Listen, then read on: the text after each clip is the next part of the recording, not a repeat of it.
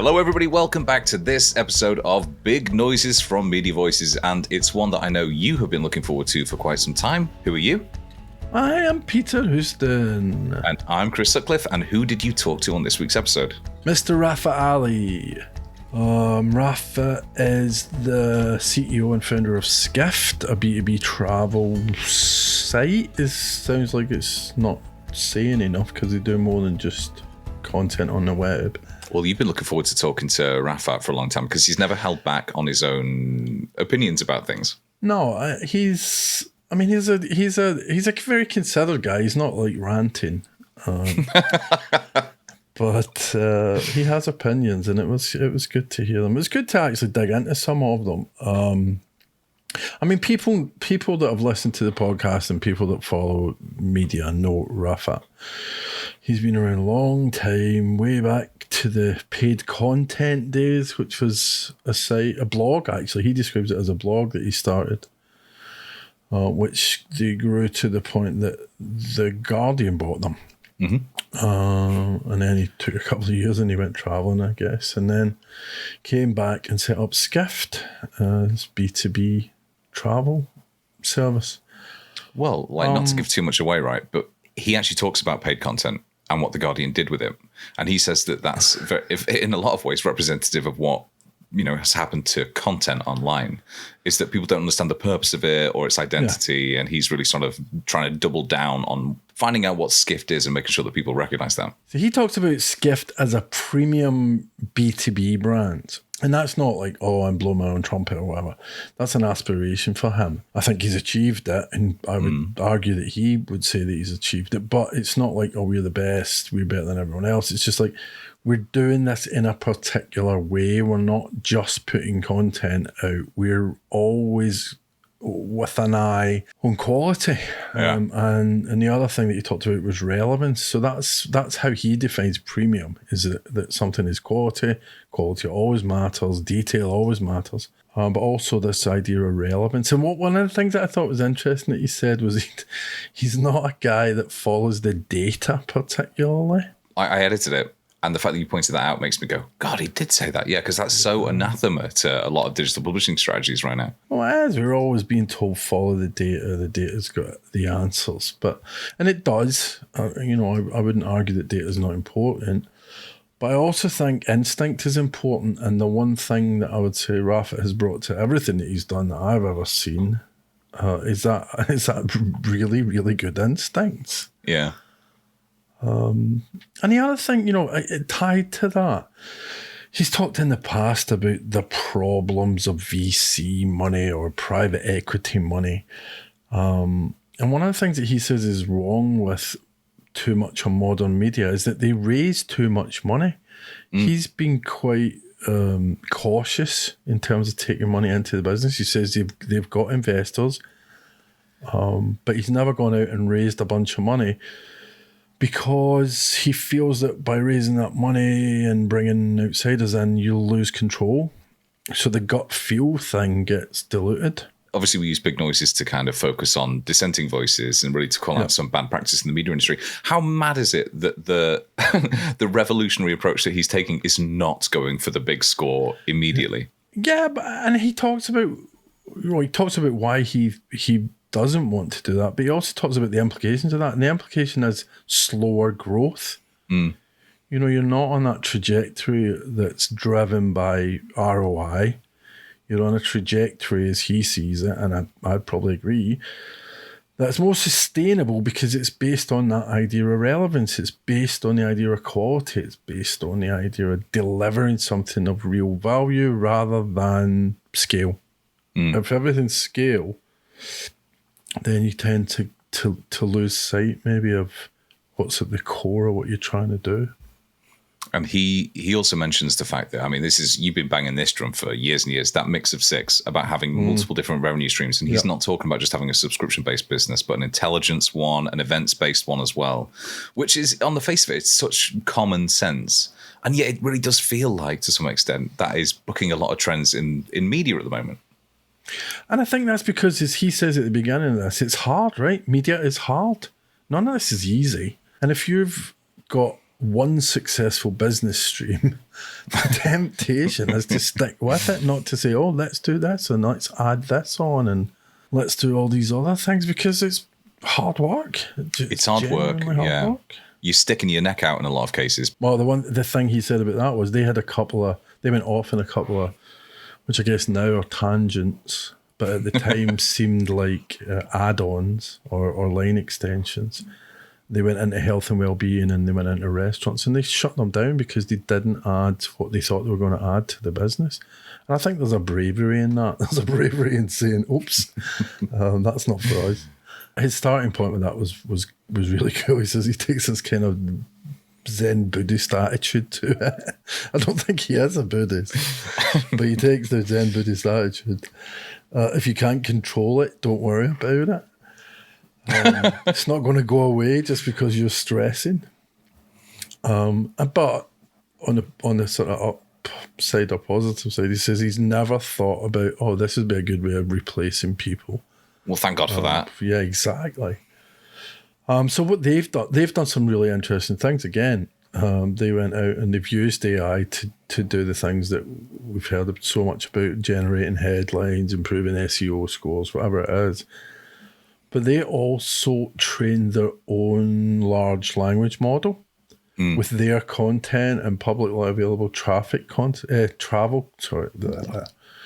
with their content and I think publicly available travel content.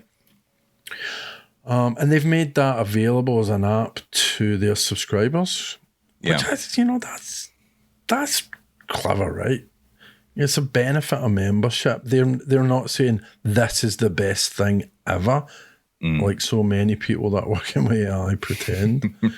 All the crypto bros that moved over to AI.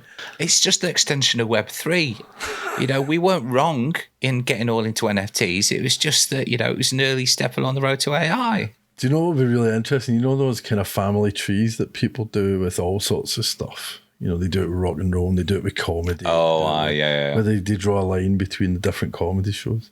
What would be really interesting would be drawing a line between all the tech innovations and all the bros that chased that path. Oh, that'd be great, because you also get those like estranged parts of the family as well, where people go, you know what, I think I deserve some of the inheritance. I can see, I was around a little bit. The cousins that got kept in the attic. No, so their attitude, I think, to AI is very practical, very pragmatic, and very interesting, because I think there's something in that idea of training it on your content to deliver. Again, comes back to the idea of relevance, to deliver content that is relevant to the people that you have as subscribers. So yeah, it was. He's a joy to talk to. He's such a nice man, as well as being a very smart man. Well, just before we get on to that, we're going to take a moment just to pay the bills and say thank you to Glide Publishing Platform for the support for this episode with Rafat and for the entire Big Noises series. If you don't know them yet, they are a content management system for publishers, which means you don't need to get involved with all the software, having to get up to your elbows under the bonnet. So you can just spend that time and money on actually doing the things that matter to you and your audiences. So they do content management for publishers of all sizes. You can just get on with running titles and actually doing that content that matters. So if you want to know more about them, have a look at gpp.io. Thank you to Glide, not just for their support this episode, but for their support for the entire series. It's been really, really fun. It has been. That image, man, up to your elbows. That's just a veterinary analogy to me, and I just don't want it in my head. I really don't. I was thinking it in terms of mechanics, because my granddad was a mechanic and engineer. Yeah, he went straight to helping a cow birth. Cattles and cattles. How did you begin your conversation with Rafat? As always, I asked him how he began his media career, and actually he didn't. He was a computer engineer, which was interesting. So yeah, I started just by asking him how he started out in this crazy game.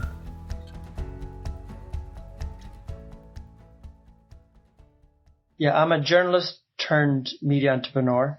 Actually, I'm a computer engineer turned journalist turned media entrepreneur.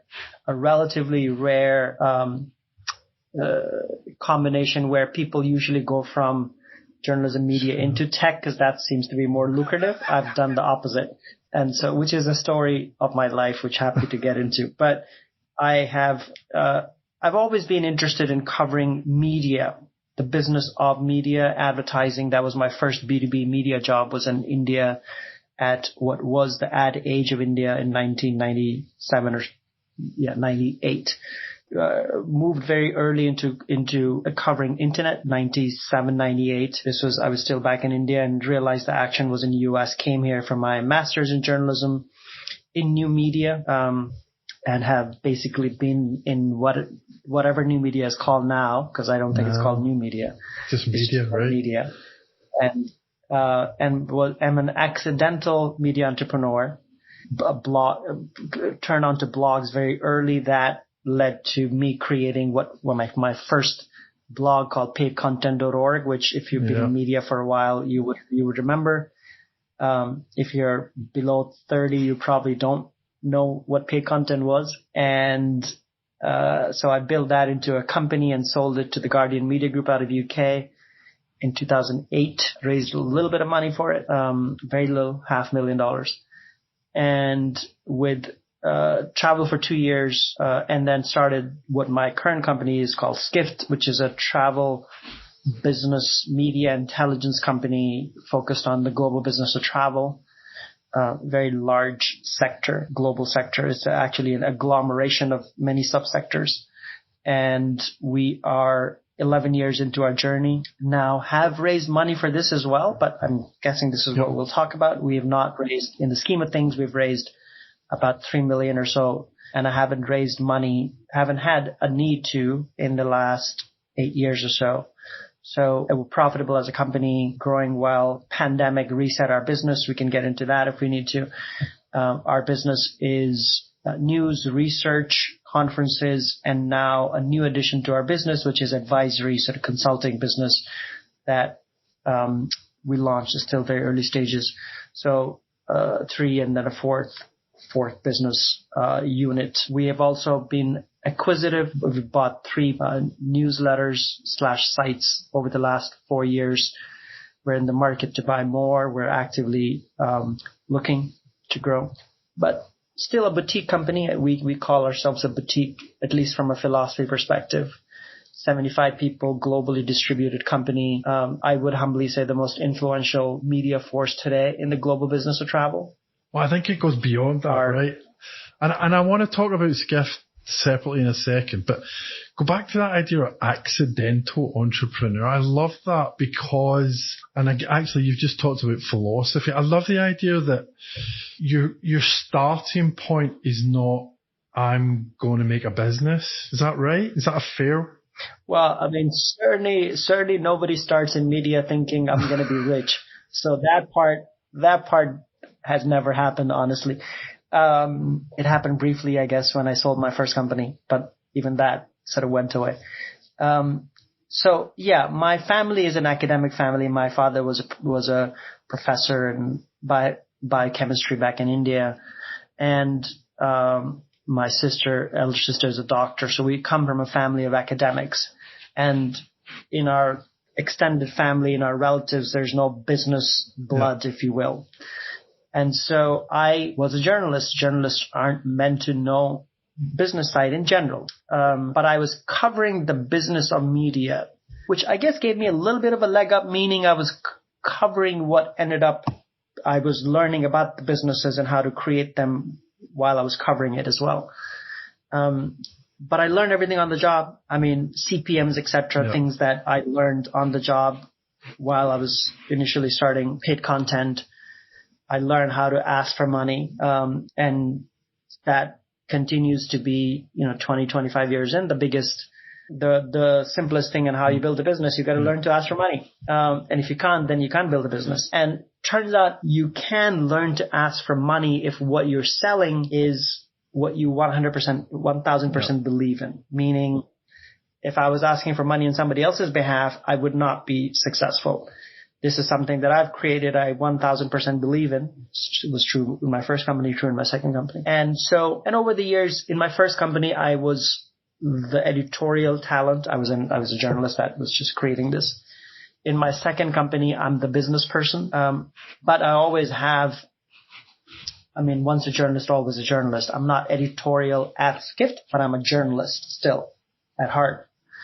And so I'm very involved with setting the big picture for Skift in general. What are the themes we're covering? What is the research we're doing? It's not just news, it's also research as well. What are the themes for our conferences? So I'm very involved editorially. So I still look at the world from a lens of editorial. And it's just that's, I think, the difference between me as a media entrepreneur versus anybody else as a media entrepreneur.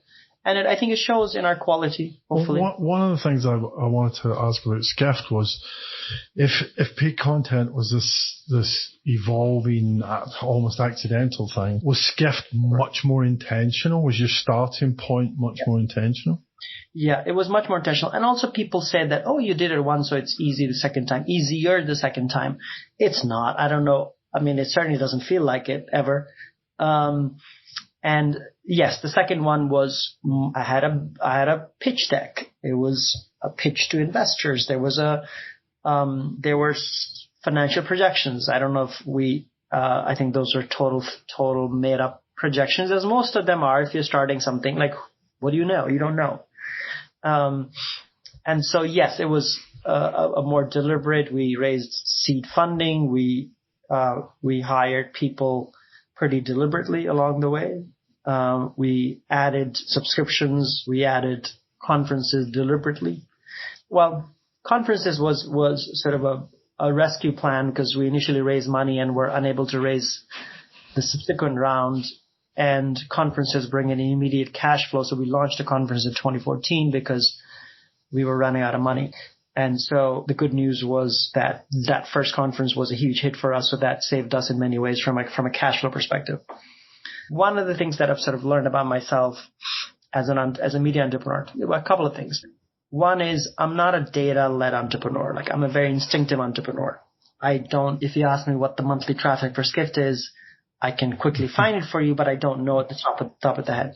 My co-founder, Jason Clampett, who's now the chief product officer, he was the editor-in-chief. So he and I were two sides of the same coin.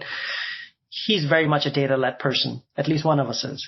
So I'm an instinctive entrepreneur. I have a sense of media consumption habits of people, a sense of what is news, what will resonate.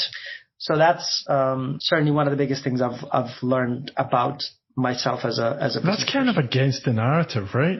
Because the narrative is it's all data, it's all scale, it's all get as much money as you can to start off. So a lot of what you've just said in the last 4 or 5 minutes goes against that narrative.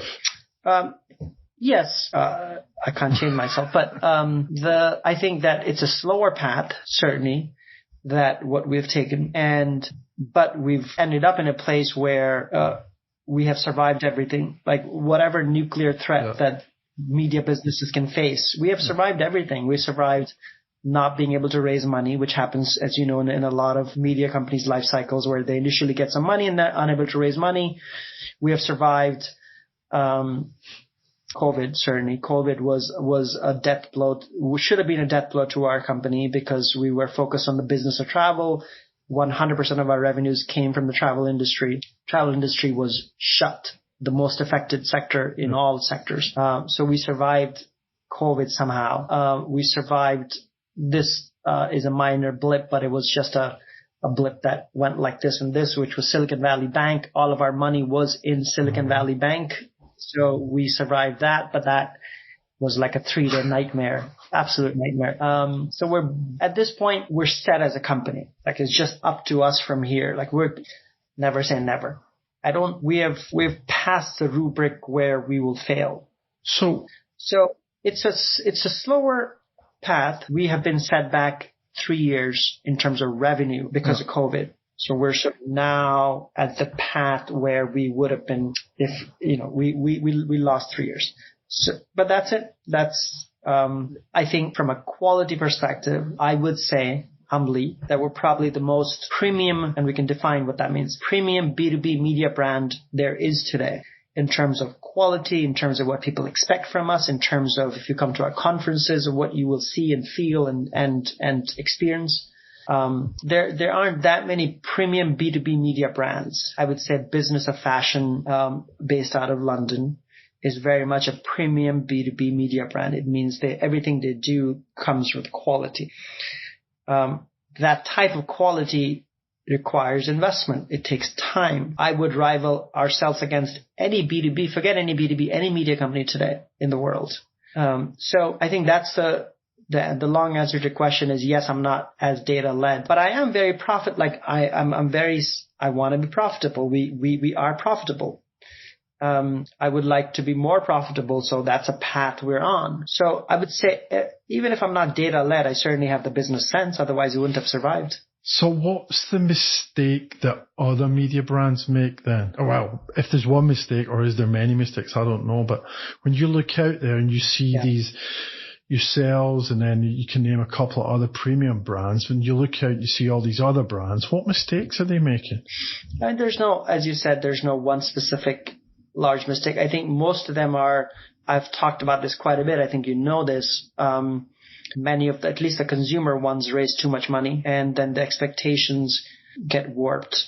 You can't be a one-trick pony, meaning a single source of revenue never works in media. Never. You have to this is particularly true for B2B media. You have to bring all business models along, meaning yes, it's subscriptions. Yes, it's advertising. Yes, it's conferences. Typically, there are exceptions like Industry Dive, which I think you know Sean Griffey's company.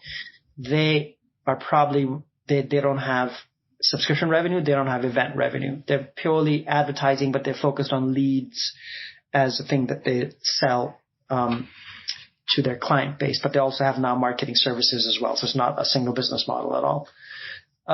So I think it's many of the companies that you have talked about on your podcast in the past that have failed, are failing, are because of warped expectations on their, or they've expanded beyond their core into, we've been able to do this in this one part. Let's do this in 20 other adjacent things.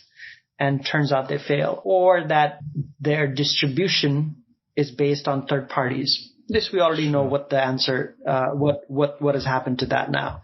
Facebook, Twitter, TikTok, whatever. Pick your poison there. And so distribution, creating direct relationships. I've said this, last thing I'll say on this. I think a lot of companies don't know what their core is. Like, what is your reason for existence? Maybe they knew when they started, but they lost it along the way. And I think those are some of the things that we think about a lot. I think a lot about relevance. How do we stay 11 years in? How do we stay relevant as a business? And really, honestly, that sounds ridiculous, but that's the one thing that keeps me up at night. Like, are we relevant? How do you figure that out? What's your benchmarks for relevance? Again, this will show you I'm not the most data-led person. But instinct here matters. Some of it is quality of editorial. Are we breaking the stories in this industry? Just as we're recording this podcast, we broke what in online travel, which is a part of the travel industry. Online travel is the booking sites. We just broke a story from Dennis Schall, who's my executive editor, also my employee number one. A big story. Like, it's the biggest story in online travel in years. He broke yesterday. Not yesterday, day before. It's just causing waves everywhere. We've been getting notes from people saying great coverage, etc. So breaking news or enterprise reporting that nobody else is doing. Certainly it's old school quality of editorial. So this is true for research reports as well. If we're doing research reports that industry is responding to. So that's one metric. I speak to a lot of industry people. This is my non-scientific, does not scale part of what I do. I speak to at least, this is 2 people every day in the industry, every day. So, I mean, it averages out to that. On the phone, these days on video. I'm meeting somebody later today, just came out of the blue last night. Like, somebody was in town, so I'm meeting them later today. So that happens a lot, where I'm speaking to industry people a lot. So I get feedback on, and we keep ourselves very visible, as you've seen. I'm very accessible. Our editorial is very accessible on LinkedIn and Twitter, which doesn't matter as much anymore. LinkedIn really is big for us. So keeping us high profile, it's not like the journal is knocking on my doors doing 20 stories on us. So we have to toot our own horn. And actually there's a method to that madness, if you will. Sometimes we overdo it, but again, we have to do it. Nobody else is going to do it for us. And then, we're relevant if we're making money and growing. And turns out we're making money and growing. I said we've taken the slow route.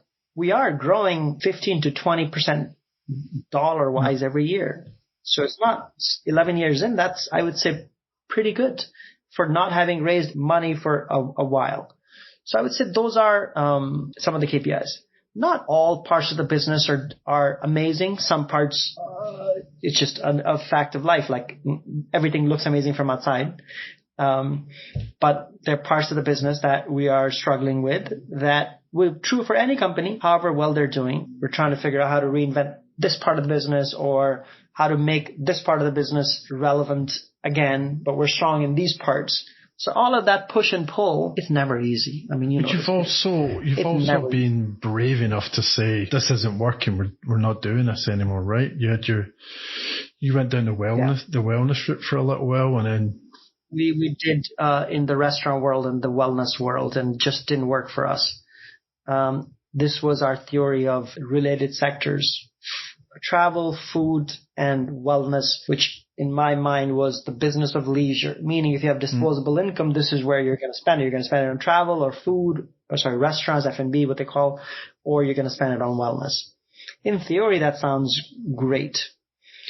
Even in practicality, probably could work, meaning if I was a larger resource company that could make a go, or I started with any of the other sectors, and maybe there's a company in the B2B world called QuestX, which is a large private equity owned firm that actually is focused on the business of leisure. It does have these elements.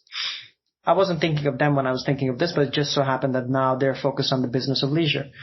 It can be done. It's just that I, as an entrepreneur, have learned that I'm not a multi-sector entrepreneur. I can go deep into one sector, and the only way I can describe it, again, not a scientific way, is if I can put my arms around a sector, I can build a business around it. If I can get excited about the sector, if I'm not that excited about a sector, like the business of restaurants, I love eating, but do I care about the business of restaurants beyond a certain point? No.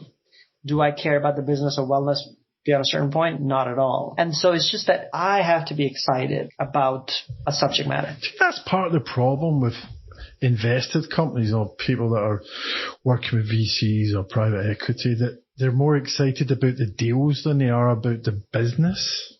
It's not as simplistic. And I've covered venture capital, I've covered private equity as a journalist. And I also happen to know a lot of people in the venture capital community at all stages, as well as private equity. The narrative in media, and this will come as no surprise to you, gets simplified a lot. And there is a place for all types of money in media. You just have to know what investors' expectations are, and the investors are in it to give a return to their investors. It just is. Like, there's no altruistic, whatever they say, there's no altruism beyond a certain point. And if typically media companies don't have the venture returns, structurally, we're not built to have 10x, 20x, 100x returns, maybe 10x in a great scenario, but not 100x returns, which is what makes the investors money. I'm talking venture capital end of the scale.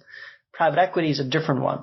Both have roles, particularly part of the world that I know very well, B2B media.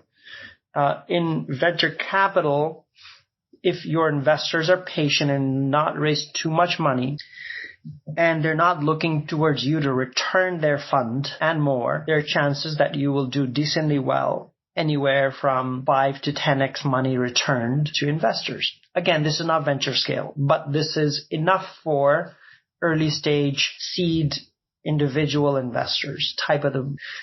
On private equity, certainly has a role in B2B media. Consumer side is more questionable.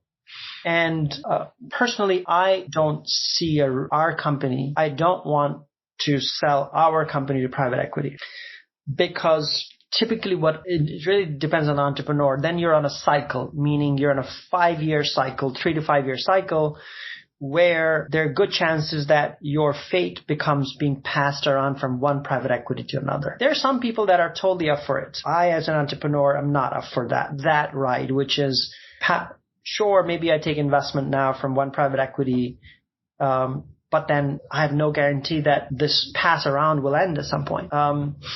And not all private equity is equal, same as not all venture capital is equal. There's sort of private equity that is buying something to milk a company's cash flow or profits out of the business, sort of vulture capital, if you will. There's that, as you know, plenty in the newspaper industry. In the B2B world, typically, they're growth private equity investors that are there to help you grow, to help them give a return, obviously. And so I do have a nuanced view. It's just that it's not for everyone, and it has to be done with your eyes open. And even in private equity, that you can quickly grow, for instance, your profits you can double your profits in 3 years, for instance, because they're very much focused on the profitability part of the business, even less so on the top line part of the business, which is more venture capital part of the world. And so all of those things you learn. Some people play it very well, like, as I mentioned, Industry Dive, Sean played it very well. Not that it's a game, but he sort of played it very well. He didn't take money early on at all, took private equity, was only in it for X number of years, but really grew the company, and then exited to Informa, which now permanently owns it. So I don't think there can be a more better script written, if there was a script written, from that perspective. 9 out of 10 times it doesn't happen that way. So that's typically, that's my nuanced view of never take venture capital, never take private equity. So it's not never, it's just not often. Not often, and reality is, from a founder perspective, the equation that you run in your head is, I own a large part of a small business versus small part of a large business. And in the end of the day, where will I end up making more money? And if the answer is, turns out owning a large part of a small business will actually earn you more money at the end of the day, that's what you stick to. In 9 times out of 10 in media world, it's the former answer. Former is large part of a small business is a lot better than small part of a large business. It's not just about money though, right? It's about being able to do the things that you want to do. Correct. 100%. I mean, I like this word called optionality, which is a financial term that you have all options open ahead of you. Any path you take is really up to you. And so you can maximize your choices versus being led down a path and sort of forced into something. And by not taking too much money, this is true for us as a company, I have every optionality ahead of us. I don't have a board. We have investors. I totally 100% want to give them returns. It's just that they're not basing their returning the fund or their retirement based on my money that they invested in, my small amounts they've invested. And so, yes, you build the business with fiduciary duty, as in, like, you have shareholders, you're going to give, you have to grow this responsibly. That just comes, I guess, naturally. It's not like something I think about every day, but it just comes naturally. For me, it's very much about impact in the industry. I want to be the most influential force in an industry. Paid content was that for a certain period of time, and it lost it after we got sold, particularly. Skift today, and will continue. I want to continue to increase its global influence. The thing about travel versus some other sectors is that it's such an inherently global sector, which is just a joy. I can't emphasize that enough. The joy that I can pivot to any part of the world if one part of the world is not doing so well, and the fact that I can seamlessly talk about 2 completely separate parts of the world in one breath and not miss a beat. is just from a creative challenge perspective is an amazing thing to have. Is that part of that premium thing? You know, the idea that you want to control that and take it out to the world, and you're not having someone else saying, okay, you've got to do it this way because that's where the return is. You can actually say, no, I want to do it this way because that's a better product. Yeah, so very much the quality, the details matter. One of the things I try and tell our team a lot is that everything matters. I will give you an example of a conference, our conferences, and you come to it and you'll see it matters what the check-in experience is. Like everything reflects the brand. Everything reflects the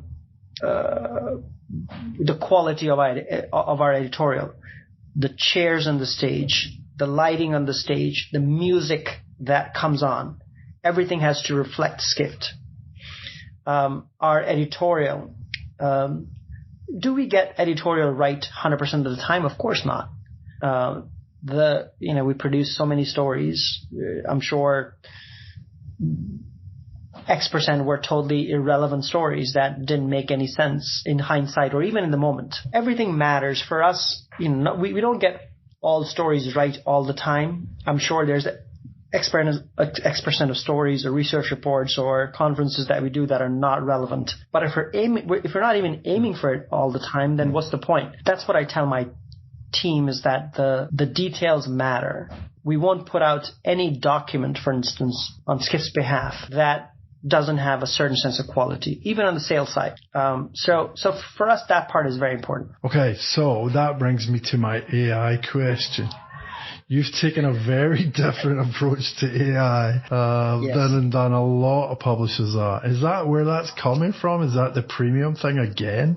So there's a little bit of history to my personal interest, which is that I'm a technically computer engineer. I've never done anything after I finished my degree in computers, except for covering as a journalist. I've not done any technical thing myself personally. We did have in the final year in 1995, I finished in 96, a course on AI. I don't remember for the life of me what that was. It was actually called artificial intelligence even back then. As you know, the term has existed for decades, from like 50s or something, if I know it correctly. We did learn about neural networks. Neural networks are the base of which machine learning and everything else is based. So something clicked in my head as soon as ChatGPT launched on November 28th, 2022. And so I think there's a personal, like something going back to muscle memory that got activated.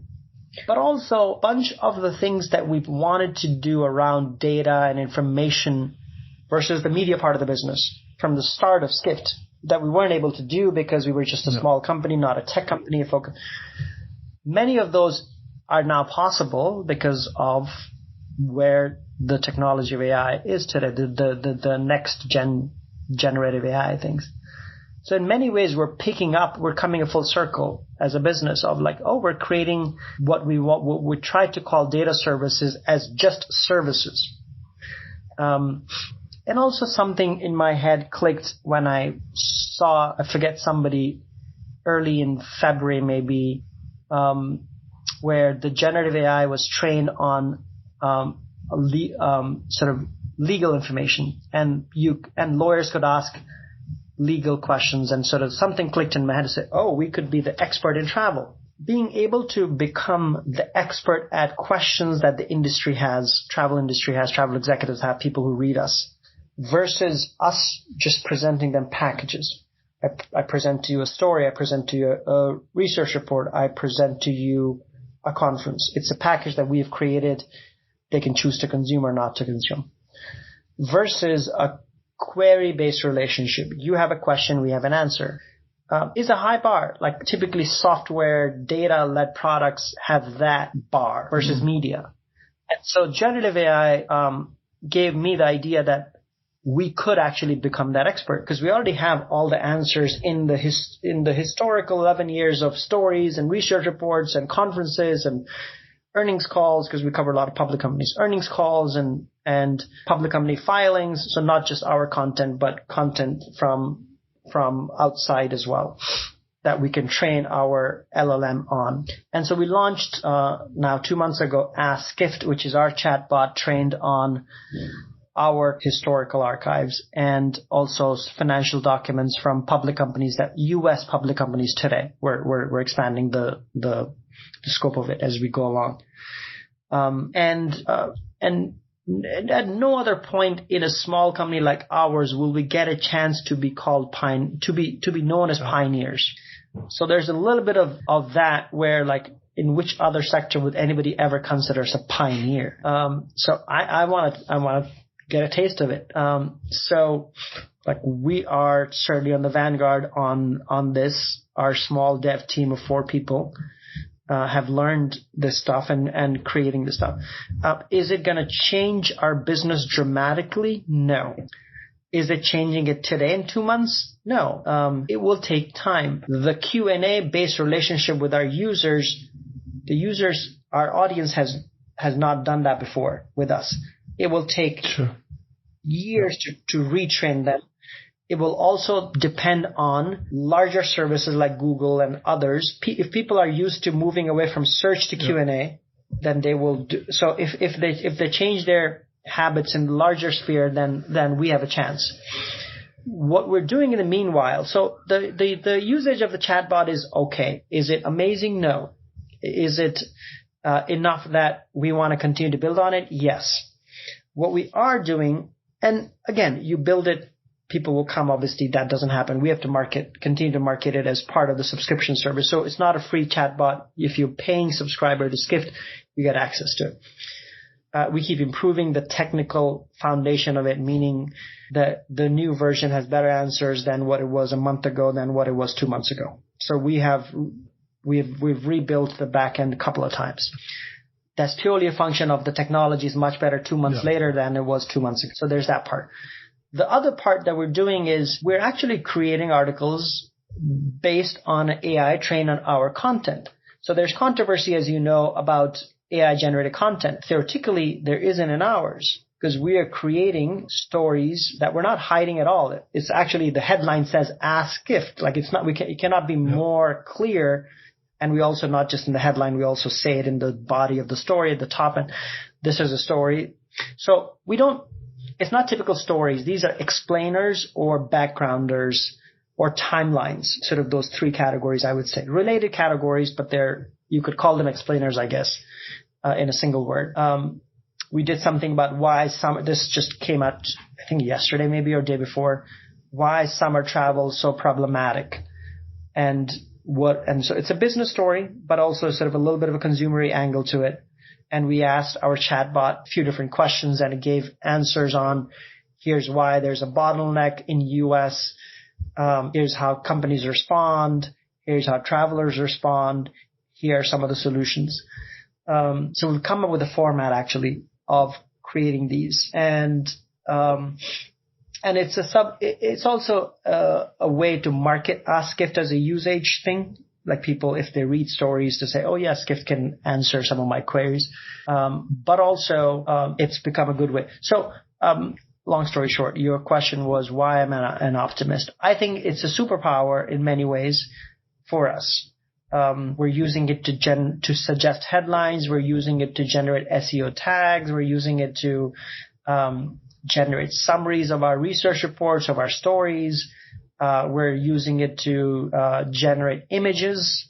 We're not using many images, only on feature stories. And we again, common sense. This is the advantage of a small company. Common sense guidelines that can't get abused because there are not too many people in the pool helps. And so it also helps on AI, particularly if the mandate comes from the top.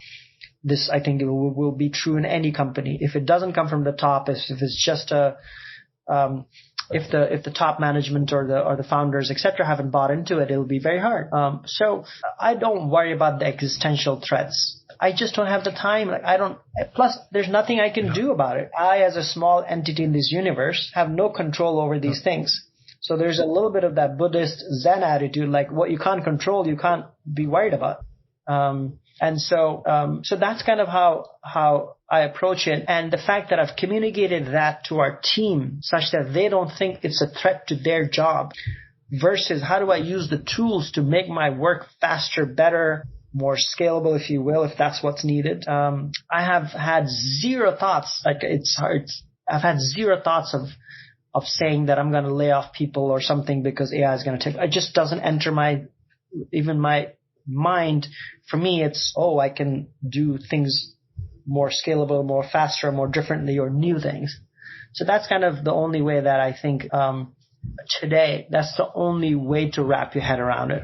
Because otherwise it's just theory. Well, it's these stories you hear from bigger companies that are literally looking at it as a way of cutting costs. Those are the ones that are just like, they're depressing, I guess.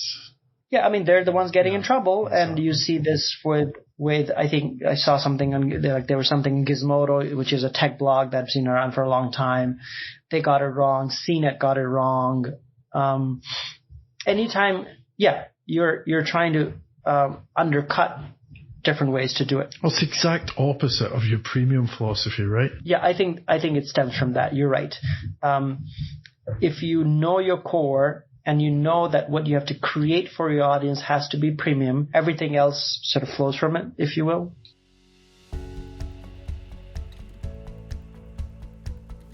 Well, thank you so much to Rafat for taking part in this episode of Big Noises, and thanks again to Glide Publishing Platform for their support, not just for this episode, but for the entire series. So thanks again to Glide. That means we've almost come to the end of this Big Noises series from Media Voices. Peter, we have one more guest definitely lined up. Who are we talking to? Stuart Forrest, who is Global SEO Director at Bauer Media. But Stuart, before that, has been at Future, he's been at Immediate, and he's been at Haymarket. That's four pretty big boxes ticked there. So I'm really, really looking forward to talking to Stuart about our favourite subject, platforms. If there's one thing that publishers are just like very chill about, it's platforms. It'll be all about platforms and how you can use them to make your media business perfect. Nice.